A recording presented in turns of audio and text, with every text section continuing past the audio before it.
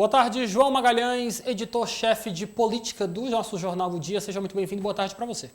Boa tarde, Lívio Galeno, boa tarde ao telespectador do Dia News.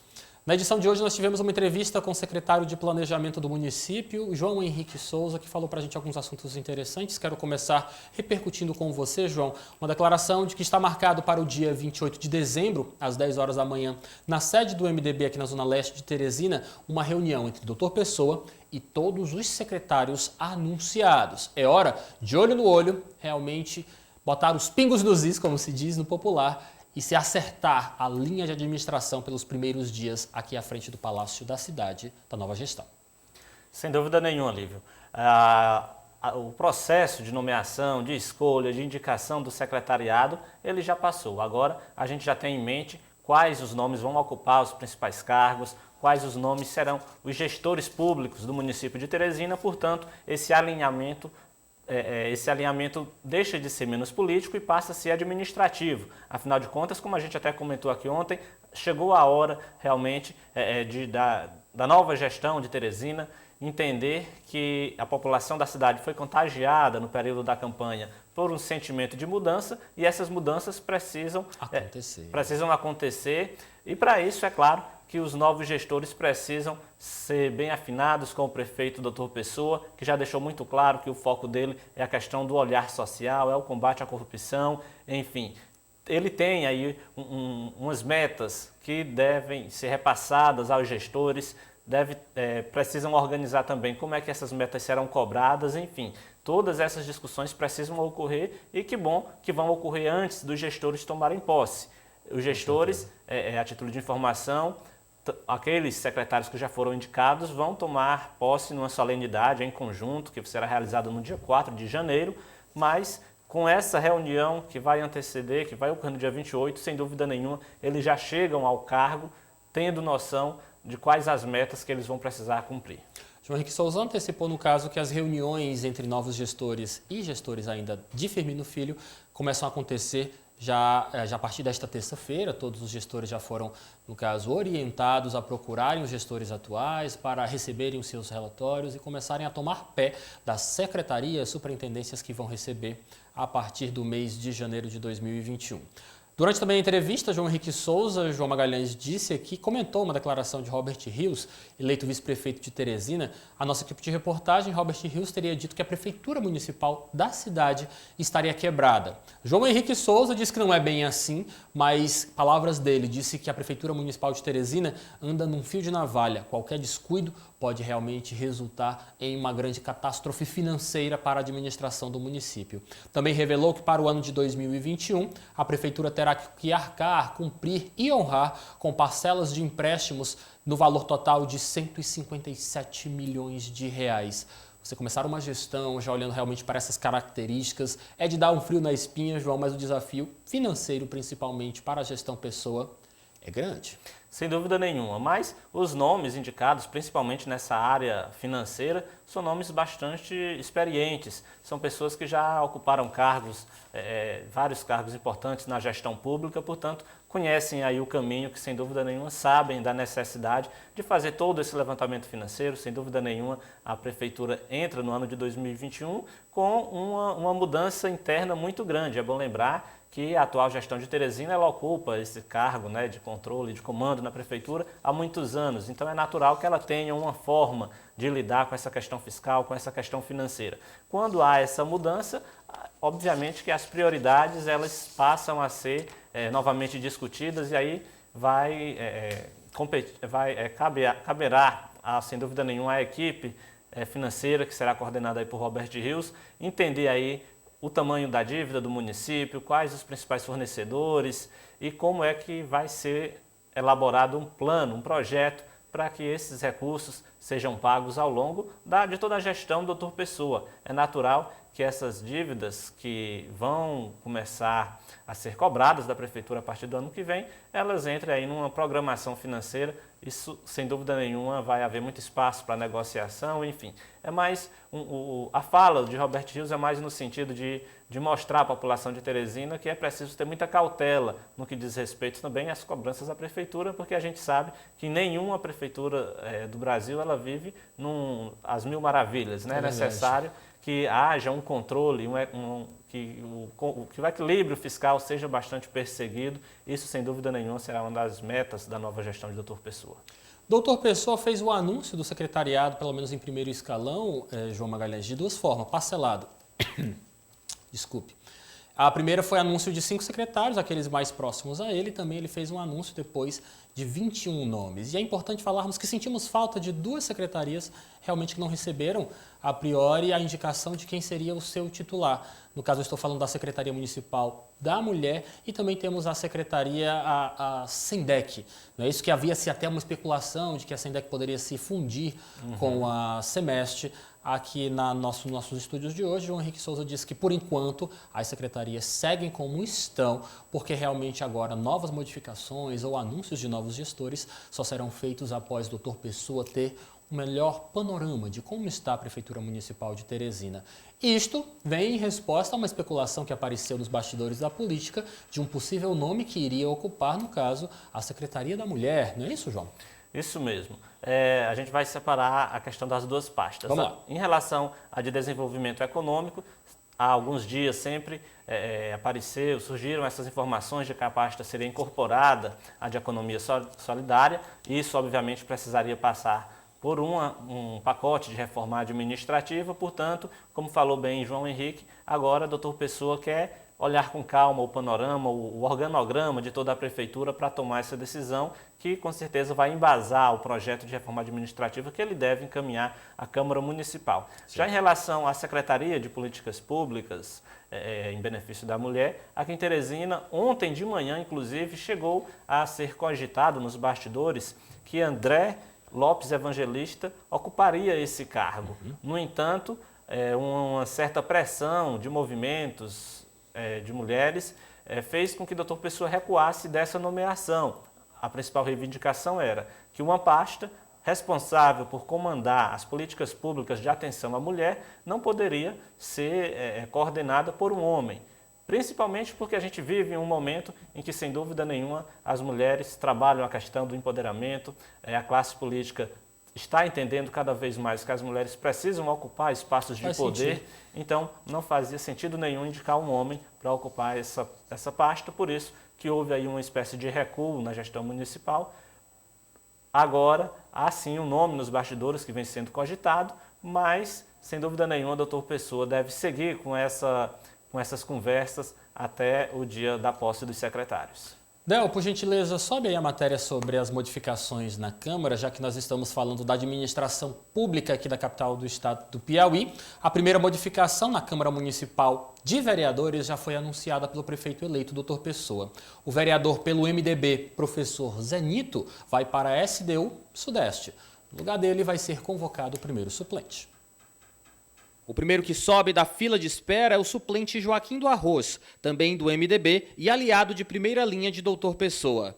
O parlamentar buscou a reeleição em 2020, mas alcançou apenas a primeira suplência. Fiquei muito feliz, muito satisfeito em ser convocado para continuar nosso trabalho na Câmara de Vereadores e com um desafio maior agora de ser um vereador da base do prefeito. Missão dada e que deve ser cumprida com afinco. Temos que ajudá-lo a governar Teresina, a melhorar a cidade, mudar a cara social da nossa cidade. Isso é um dos nossos maiores objetivos como político. Dar uma condição social melhor para as pessoas, principalmente as crianças e adolescentes do nosso município. Professor Zenito também fala em confiança e gratidão pelo chamado do novo prefeito de Teresina. Externo aqui a minha gratidão ao povo teresinense e a minha gratidão também ao doutor Pessoa, que vê no professor Zenito alguém capaz de assumir essa responsabilidade. Então eu vejo com bastante entusiasmo e gratidão. O vereador reeleito explica ainda as metas prioritárias à frente da SDU Sudeste. A conclusão da Avenida São Francisco, que vai até a Curva São Paulo, ali das imediações do Tancredo Neves até a Curva São Paulo. Também vê a situação da própria Curva do São Paulo, vê a questão das galerias, ver a questão dos mercados. Houve a reforma do mercado do Dirceu 1, mas não foi possível a reforma do mercado do Renascença 1, do Renascença 2, do Dirceu 2, a questão das galerias, e está sempre em consonância com a população. Tanto o novo superintendente quanto o suplente de vereador já estão realmente abraçados à nova missão, por assim dizer, e já estão apresentando metas à frente dos cargos que vão ocupar a partir de janeiro de 2021. Isso mesmo. Zé Nito, é bom lembrar que ele já tem uma atuação política muito forte naquela região, na zona sudeste de Teresina. Portanto, ele já conhece, inclusive, os problemas daquela região. Agora vai ocupar um cargo de poder que tem influência suficiente para buscar soluções para esses problemas. Até mesmo pela sua própria fala, isso fica bem claro, né? Que ele conhece bastante a região, portanto, sabe o que deve ser priorizado no comando da SDU Sudeste. Já Joaquim do Arroz fica sendo o único suplente que vai exercer mandato na Câmara Municipal logo a partir do dia 1º de janeiro, né? Afinal de contas, ele não foi eleito, é o primeiro suplente do MDB.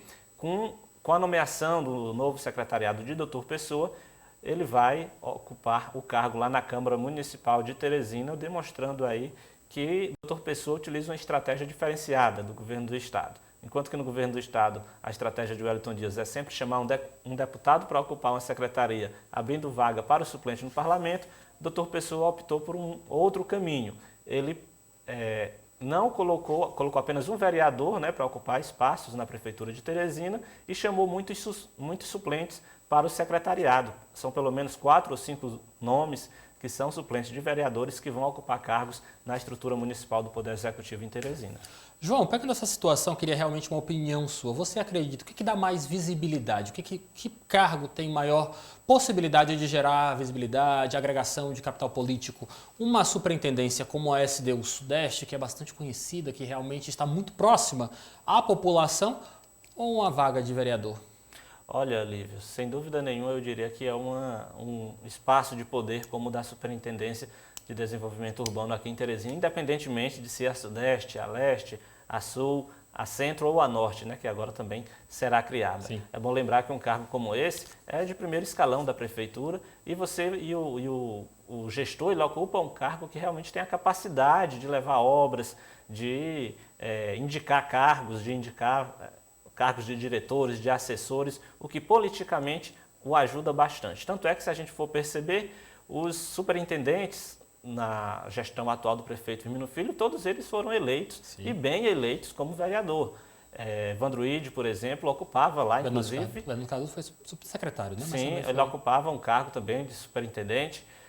Enfim, o próprio vereador Jeová Alencar, presidente da Câmara Municipal, se destacou muito também quando ocupava cargos, quando tinha uma influência sobre determinadas SDUs. Portanto, quem ocupa esse cargo de gestão tem uma influência e uma capacidade muito grande de levar obras e a gente sabe que isso influencia bastante no crescimento político de um personagem, de uma liderança política aqui em Teresina. Então a gente pode dizer que realmente os suplentes que foram convocados para atuar nessa gestão, doutor Pessoa, devem estar bastante satisfeitos, visto que vão para instituições capazes de lhe alçarem ao conhecimento público com bastante força. Sem dúvida nenhuma. Agora isso também abre uma grande questão. Afinal de contas, esses acordos que levaram os suplentes a ocupar cargos, eles foram construídos entre o Poder Executivo, doutor Pessoa, e os partidos políticos. Mas lá na Câmara Municipal, quem tem voto é o vereador. Verdade. Ou seja, o suplente vai ocupar uma secretaria, mas ele não vai ficar, entre aspas, de dono daquela secretaria. Por quê? Porque os votos precisam aparecer lá na Câmara e quem vai votar é o vereador. Então, é necessário que haja esse diálogo entre os vereadores, entre a bancada dos partidos na Câmara e quem está ocupando um cargo de secretário na Prefeitura. Alguém foi indicado, um suplente foi indicado para uma secretaria, no caso, por exemplo, do PSD, que indicou o Eduardo Draga Alana lá para a CEMEL. Sem dúvida nenhuma que o Eduardo Draga Alana vai precisar ter um diálogo intenso com os vereadores do PSD lá na Câmara, que no caso, o vereador Ismael e também Renato Berger, afinal de contas, O doutor Pessoa entregou a pasta para o partido, mas vai precisar dos votos da sigla lá na Câmara Municipal. Com certeza. Mudando um pouco agora de casa parlamentar, foi destaque no jornal O Dia de hoje que a Assembleia Legislativa do Estado do Piauí aprovou prorrogação do estado de calamidade pública aqui no estado por conta da pandemia do novo coronavírus. Quem traz mais informações para a gente é Lalesca Setúbal. Mas para falar disso, ao meu lado está o deputado Francisco Costa. Boa tarde, deputado. Quais são os benefícios dessa prorrogação? Boa tarde a todos que nos acompanham. Compreendendo que a pandemia ainda não passou, que ainda existe pendências sobre a forma de acesso e a universalização aqui da vacina no nosso país, no estado do Piauí, não é diferente.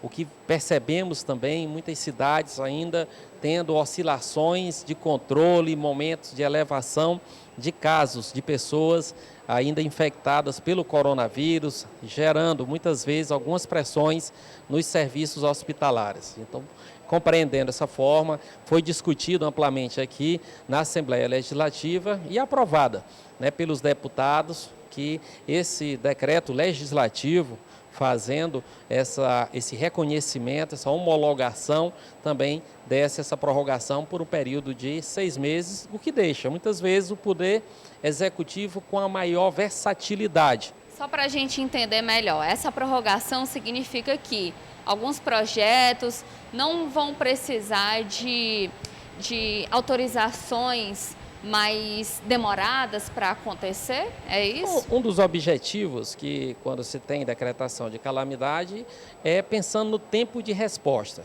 Como o Poder Executivo, que é quem executa essas ações, seja na saúde, seja na área social, possa fazer isso de uma forma mais ágil, menos burocrática. Então isso flexibiliza, mesmo que é acompanhado por uma comissão específica da Assembleia, é acompanhado naturalmente todos os processos de contratação, de compras do Poder pelo Tribunal de Contas, o que é recurso da União, Tribunal de Contas da União, mantendo o controle, que tem que ter o controle externo, mas também o controle feito pela Casa Legislativa, através de uma comissão específica que acompanha isso, debatendo e se reunindo com frequência com os órgãos do governo do Estado diretamente envolvidos, para que assim a gente assegure, por um lado, o monitoramento e o controle, mas também dê flexibilização para que o tempo de resposta para a aquisição, que nem nós tivemos, a necessidade de aquisição de respiradores, de leitos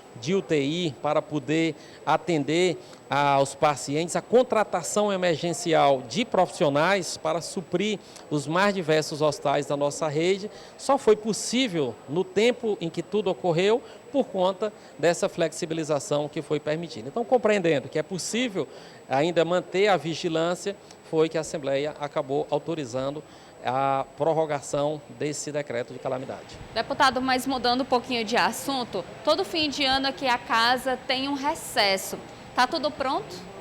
Não, sim, eu compreendo que a Assembleia Legislativa, ela teve o seu papel de uma forma diferente, pensando aqui nesse novo normal que nós tivemos que nos adaptar aqui por conta da pandemia da Covid-19. Passamos muito tempo trabalhando de forma remota, à distância, mas com a presença significativa dos deputados nas reuniões das comissões, amplamente com um debate muito aguerrido em muitos temas, mas sempre com esse objetivo que era comum, independente aqui de ser situação, de ser oposição, mas com o propósito de trabalhar e ajudar o Piauí. Os projetos que eram para dar uma facilidade nas ações de combate à Covid-19 sempre foram muito abraçadas aqui por todos os deputados. Então, mesmo a limitação presencial não foi empecilho para o trabalho da casa.